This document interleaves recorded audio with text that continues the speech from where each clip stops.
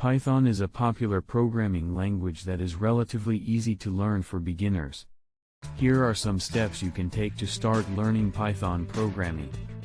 Install Python on your computer. You can download and install Python from the official website, https://www.python.org/download/. Choose the latest stable version of Python and follow the installation instructions for your operating system.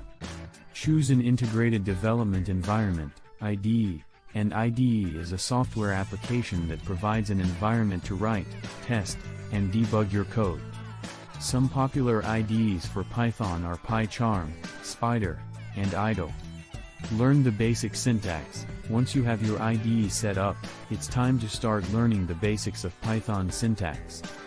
You can find many resources online to help you learn the basics, including tutorials, books, and videos.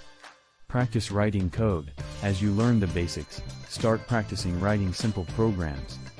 Start with simple programs that print text to the console or accept user input.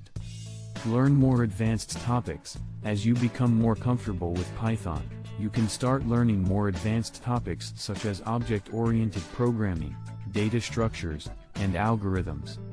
Some key concepts to keep in mind as you learn Python include variables, data types, control structures, such as if-else statements and loops, functions, and modules.